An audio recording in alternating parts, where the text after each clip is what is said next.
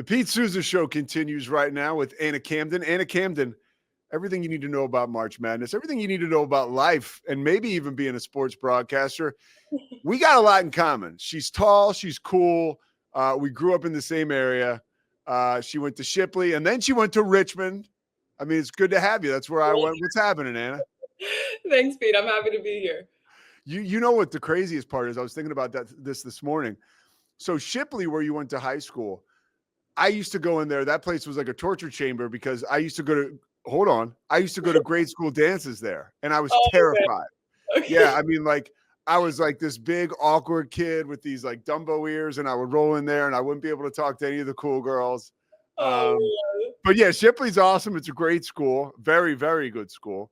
And you had a career in college basketball. You just wrapped up. mm-hmm. How was your experience? You and I were talking offline. You and the Richmond Spiders played into March Madness, right? You go out to Westwood. You play UCLA in the first round. What was that experience like? That was probably the top experience of my college career. I think playing on the big stage, getting that first round win in a dominant fashion versus Georgia Tech.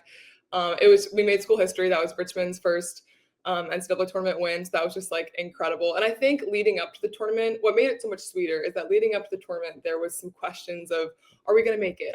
What seed are we going to be? We had lost in the A10 tournament and kind of left our fate up to the selection committee, which is not a fun place to be in when you're waiting all week for those announcements. And then when we found out that not only did we make it, we were going to LA and we were wearing white. It was just like, this is incredible. We have an opportunity to do something really special, and we did. And obviously fell short versus UCLA, but they're an incredible team. But it was an amazing experience. What was it like playing against Lauren Betts? I mean, obviously you're a big.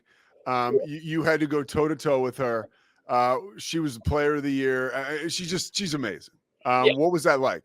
she's incredible. I mean, hats off to Lauren. I think she's big. Like, that is given. But I think what impresses me most about her game is a simple man's post game is a lost art in this day and age. And she does simple so well. Like, she is efficient. She does her work early. It's like textbook post players, which is honestly pretty rare. I myself am a big that likes to shoot threes. Like, I have no shame in it. That's like the new day and age, right? But like, Lauren Betts is so good at doing simple. She does her work early. She's so strong and mobile, and at that height, that's rare. Like, there's really, and I'll be honest, like it felt like there was not much that we could do. We were sending 2 to 3 at a time, just trying to do anything, trying to get the ball out of her hands. But I mean, she's tough, and she made her name throughout the entirety of the tournament. She, had half of UCLA's points versus UConn in that Final Four at some point. So she's a great player. It was a tough battle. Let's just say that. and she's even more dangerous. I was talking to you, like, again, offline. Like, I didn't know her dad played pro basketball. Like, her brother is 7'2". Like, he's one of the bigger prospects coming up in that area of the country. So, yeah, props to her. And like, I bet it'll continue to get better. Somebody who continues to sustain success is Geno Auriemma. He's from Philly, like we are. I think he's accomplished. He's gone to much greater heights than you and I. You still have a chance to catch up to him being as young as you are. What do you think about his legacy? I mean, 10 years in between titles or however long it was, 12 titles though overall.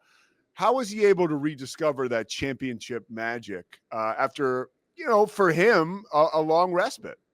Yeah, I think obviously the national titles speak for themselves, but I think a huge part of his legacy is the players that he develops. I think to see the people that have come out of UConn's program and left even bigger legacies in the WNBA, in the league, like, that is a testament to his player development and the relationship that he has with those players. I mean, if you weren't emotional when Paige came out of the game and they had that incredible embrace, like I had chills. I had, like, my eyes were filling up a little bit. He just is like, his players love him, and to have as tough as a reputation as he has and to still have your players love you is a very delicate balance that is hard to find as a coach, and it's very impressive. And I think that his resume and, like I said, his alum and his players speak for themselves. It's hard to do, but I mean, a 12th title, that is just unreal. He's 12 for 13 in the national championship. I mean, that is insane. If I shot, like, that is insane. It is. And one of the things I heard Nancy Lieberman saying this morning, that there's a fitness and a toughness. Like, those players are in great shape. His players in particular. Is that something you've heard about, like, or experienced? Like their next level. Like, for instance, she was saying some of the bigs of South Carolina yesterday looked exhausted, early on in the game, and I guess that's what UConn does to you. And what's ironic about that is South Carolina's biggest weapon is their depth. Is the fact that like they had 10 people score in the game yesterday. Like UConn doesn't have that same level of depth. So for South Carolina to be tired playing against a team that doesn't have the same amount of depth is, like you said, I mean, that's just, of course they're in better shape. You can see it on the court. Yeah, I'm super impressed with that. Also, you mentioned Paige Beckers. That story in itself is amazing. That's one of those deals where my brother, who's older than me, I was driving back from Dallas yesterday, and he called me to talk about that moment you just mentioned, like when she came out of the game and that embrace. Paige Beckers was a bigger star than Caitlin Clark a few years ago, and I think people lose sight of that because of just the absolute megastar that Caitlin Clark is right now. You were at Penn State. And you suffered your injury at Richmond, though, right? I did on the a season-ending knee injury, correct? From ACL. Yeah, and so you know what it's like to play through injury, not only physically, but mentally. Can you at all share with us what that journey is like? Something that she had two of those injuries and other disappointments, and we all have life stuff. But what do you make of that? Her ability to come back and persevere. Honestly, it's just a testament to her character. She and AZ both said after the game yesterday they wouldn't change their injuries because it shaped them, and I think that's the name of the game. Like injury, any sort of adversity as an athlete, it can make you, or it can break you, or it can make you. Excuse me. And I think you really see so clearly with Paige. It made her. She used it to fuel her. She used it to make her better. I think if you're sitting out for a year or a few months, whatever it might be, you can either wallow in self-pity or you can sharpen your IQ. You can become mentally tougher. You can, learn the offense like the back of your hand, whatever it might be. There's always something that you can be doing. And I think athletes that bounce back from injuries, I know like Juju Watkins, I have no doubt in my mind she's going to come back stronger. You choose that this is going to make me. I'm not going to sit here and waste my time. Like there's nothing I can do. There's nothing I can change about this. But you have to choose that. You have to attack that recovery the same way that you would attack any sort of training or practices when you're healthy. So what was the most difficult thing for you going through rehab, getting back onto the floor? Yeah, for me, there's a lot of different aspects of it. And along the way, this is the hardest. And then in a couple months, you're like, no, this is the hardest part, But looking back, I think something that's tough is the question of what if. And I know for like, Paige has to wonder this, like, what if I didn't get hurt? Obviously my injury, I was supposed to be at Richmond for 1 year, got injured, was there for then 2 years. It completely changed the trajectory of the rest of my life in just a matter of seconds. And for the better. I'm so thankful for all the things that my injury changed about my life. But the question of what if, like, would I have been a better player? What would have happened that year? That's kind of tough to grapple with. And you kind of have to just excuse it because there's nothing you can do. You'll never know what if. But that was tough for me. How about, so you're one of my favorite, when I call games, you're one of my favorite kind of players because you got the COVID year, you got a red shirt. So your college experience has been how many years? This is my 6th year and my final year. So how has that been for you to be there for the longest? You become like, did some of the other young women on your team like really lean on you for life experience and kind of like, because you've only been at the school for so often, Mm-hmm. but I would imagine that you're someone who your teammates just talking to you for a little bit could lean on and could seek guidance from and go to for counsel. Did you embrace that role? Oh, for sure. Definitely embrace it. And honestly, like we had a very old team this year. We had a lot of grad transfers. I was not the only 6th year on my team, actually. So we had a couple 5th years, a couple 6 years. So we had a very mature team. I think my leadership and kind of mentorship was focused more towards our underclassmen and our freshmen and just encouragement. And last year that looked differently when I wasn't playing at all. So that was, I noticed more things. I had more time and energy to like emotionally invest in each of my teammates. Then this year that changed a little bit because I was now on the court and had my own different responsibilities and stuff. But I definitely think, like you said, doing this for 6 years, I have some perspective and experience and insight that was very fun to kind of be able to share with my teammates. All right. So Caitlin Clark, we're coming up on another WNBA season. I see the huge smile when I bring up her name because she does the same thing for most all basketball fans. Where do you see her second year in the WNBA going amidst all the, the smoke, the hoopla, the excitement, the hype? Where do you see her career going this year? Yeah. Okay. Well, first and foremost, I'm so excited that that girl finally got a break in the off season, because when the NCAA tournament ends for women's basketball, they go straight within a week to getting drafted, and then they're in practice, and then they're in the season. Like, there is no break for the first draft class of the WNBA. So for her to actually have an off season to process everything that has happened in her life in the last year and a half or 2 years, and then to train, fix, implement, I think you've already seen she's looks like she's been putting on some muscle, and I've been seeing some headlines about, oh, Caitlin Clark's like bulking up and everything. So I'd expect to see some more physicality in her game this season, just simply because that's something that's been criticized of hers, and she has finally had time to train on that game of things. But I mean, the girl averaged 19 points, 6 rebounds, 8 assists in her rookie season. So where can she improve, right? There's not a ton of easy spots to just pick out of that for that. But I do know the Fever have made some big trades in the offseason. So she hopefully will have some more help around her. And I think that where her season 2 will go, hopefully, is more wins as a program. I think her excellence is going to stay where it's at and just keep getting better. When you're a player like that, and you get, and you've experienced this with all your success, when you get help, right? When your team gets better, how does that affect you internally? Like the mental side of the game? Well, it definitely takes some pressure off of you when you're the best player on the team. And I'll be honest, I've never been the best player on my team, so this is speaking from, I think I would infer and guess.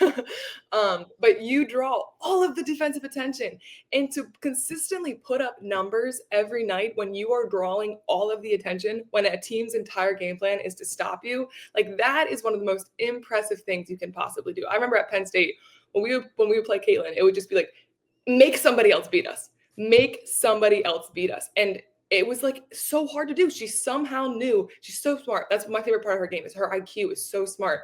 And so I think when she would have help around her, and I wish she had some great help around her, but in this coming up season, it takes some of that pressure off of you. It opens up driving lanes and gaps that she can get in, because people aren't going to be sinking off of non-shooters or whatever. So I'm excited to see that way that might impact her game. You're on the floor with her playing, in the Big Ten at the time when you're at Penn State. I mean, you're by no means you're a really good player. You're playing at Penn State, right? You've been highly recruited, but now you're on the floor with this phenom. What is it like sharing time with somebody like do you catch yourself? I mean, I remember, I played hoops in high school at Carroll, and I was good enough where I played on some really good summer league teams or whatever. But so there were guys that I played with on the floor. I'm like, damn, when they make passes, in your head. And I'm curious to you what it's like when you're an opponent and you're playing against someone like Caitlin Clark and she's doing what she does. Were there times where you're just kind of left with your mouth open and just kind of damn? I think as a competitor, when I was actually on the court, I never had those moments as much. You have moments playing against great players where not much I could do there. That's when you tip your hat and say, that's a great play. That's better offense than there was defense. But when I'm on the court with her, I never had the moments of oh my gosh, it's Caitlin Clark, or this is a basketball legend in the making, whatever it might be. I'm just playing basketball. She's just an opponent that I'm playing against in the Big Ten. However, when I was done at Penn State and I would look back, I'd be like, wow, I really played against Caitlin Clark. And especially what she's done since then, it's pretty cool to recognize that. You hear that, Scotty? No intimidation. Welcome to Philadelphia. That's what we say right here. So what about the men's title game? That's happening tonight. I called a bunch of Houston games. I do a lot of Big 12. I felt like I kind of knew that Houston had that in the tank. I did not think it was going to happen, right? When it felt like Duke was in control the entire game. But they were able to come back, sustain, and even attack. Houston was, to get to the final. On the other side, Florida, taking down Auburn. You've watched these games, you're not only your talent, right? For, you work in sports broadcasting. I see you as a great analyst, right? I told you that. So when you watch those games and going into tonight, how do you foresee things going down, Florida and Houston? Well, first of all, Saturday night was a rough night for Anna, because I had Auburn Duke in my final. So That hurt. It was a double whammy. Tonight I don't I would love to see Houston finally take one home. I honestly, prediction wise, it's tough to say because I had all my marbles with Duke and Auburn. Florida looks so good. I mean, Clayton Walton Jr., or Walter Clayton Jr., whatever it is, Yeah. he is so impressive. I think if Houston lets him go off, it's going to be a tough night for them. But I think if they can limit that from Florida, um, limit the perimeter, then Houston has a great shot. I remember back in 2023, Houston was the number one seed, and I actually got to meet and talk to Jim Nance that March, and that was his last. Like he had announced that was going to be his last the calling of the Final Four. And obviously, like Houston is his alma mater, and it was like this potential storybook magical ending for Jim Nance to be able to call the number one seed, their first national championship, and they completely sold. They lost in the Sweet 16 to Miami, and it was like, well, storybook magical ending over. And I think like everyone just is waiting, like, can they back it up? Can they pull it out? And I'll be like I said, I didn't pick them, so I didn't have the faith, but it would be really cool to see that finally come to fruition tonight. I totally agree. And I think like what you saw with their team, they're an extension of their coach, Kelvin Sampson, on the floor. And like that will to win and never quit is like some of those things, like you throw it out there, it's cliche, but it's very real. And, they've been tested this season, all season long, winning close games. And I think that they showed that grit, right, on Saturday. I wanted to ask you about what you're watching on TV. Any series right now? I watched the White Lotus finale last night. We could talk forever about that, but anything you're watching right now, what's going on off the court for you? Like, is there something you can't miss? All right, two things come to mind. I've been an American Idol fan since I was like 8 years old. Like that was like, Mom, please let me stay up and watch American Idol. That was wearing out the phone, right? Like, yeah. So I love American Idol. And then I'm also watching The Chosen right now, which is like a biblical series on Prime Video, which is really, really good. So I'm not a huge, I enjoy TV, but I'm not like, oh my gosh, unless I have a series that I'm hooked on, which I don't fully have right now. I don't spend a ton of time. If I'm not watching sports, the TV's usually not on. What's the pregame meal for you when you were playing? Pregame meal. Oh man, that changed. I think if it's breakfast, this year we would cater from this place and they had the best biscuits. So I'd have some scrambled eggs and a biscuit. And that was like my pregame meal. What was the spot? Do you know? You remember? I can't remember. I want to say it might have been Morrissey's. I'm not sure. Okay. I think it was Morrissey's, but it was great. And then if it's more in the afternoon, I personally love a peanut butter and jelly. That's probably sounds so underwhelming, but it's just so safe on the stomach. Peanut butter and jelly, so good. So that's probably my go-to. And you know what you're getting. Exactly. Because it's a big day. You got to perform like you know what you're getting. Are you in, by the way, so as somebody, obviously a Richmond alum, are you on campus? Like obviously you don't tell us exactly where you are, but are you do you live in the on-campus apartments or are you off campus? I'm off campus. So since I'm a graduate student, I'm allowed to live off campus easily. Don't have to get like approval or anything. So I've been on campus the last 2 years. Oh, the last 2 years you have been. Mm-hmm. Now describe to people how beautiful that campus is. Oh my gosh. Honestly, Pete, that is one of the reasons I'm like, dang, I wish I'd gotten a chance to live on campus. It is gorgeous. Yeah. First of all, the lake, it's like, I've been told it's like a mini Duke. I've been to Duke, but not enough. But I mean, it's just like brick buildings everywhere. There's greenery. There's so many like lush trees and flowers, and a walk around the lake can seriously cure all your problems. Like for me, that's like my mental health walk, a couple laps around the lake on campus. It's beautiful. That was my, I think, second recruiting visit, and my parents were with me, and my mom was like, nah, you're going to go here. Like, I like the coach. This place is like literally, you couldn't, the best artist in the world couldn't draw this picture, how beautiful this campus is. This is where you're going. And speaking of that, can you tell my mom happy birthday? Oh, happy birthday. There you go. Yeah, it's her birthday today. I just got off the phone with her. You are the beginning of tomorrow. I'm having Todd McShay and Steve Mensch on. They're Richmond guys. We're going to talk about the NFL draft. So no better way to start off the week with the Richmond Spider, followed by a couple more. And Anna, where can people find you? Like, you do such a good job on social media. And honestly, this is a situation where, like it or not, people aren't going to be able to miss you coming up as your sports career in broadcasting continues to grow. But where can people find you right now on social media? Yeah. Well, first of all, thank you. But just at Anna Camden, TikTok, Instagram, on X is Anna with 3 N's instead of 2, just because Anna Camden was taken. But yeah, that's where you can find me. Thank you so much for having me on. This was fun. Yeah, we'll do it again. Seriously, I would love to have you on. Like because being that you're obviously a broadcaster in sports, but with your experience, I tell you this, like you're uniquely qualified to talk about certain things. So I'd love to bring you back in over the summer, talk about women's hoops or what else is going on in the sports world. I would love that. Absolutely. All right, Anna Camden, thank you so much. Keep shooting. I appreciate you. Thanks, Pete.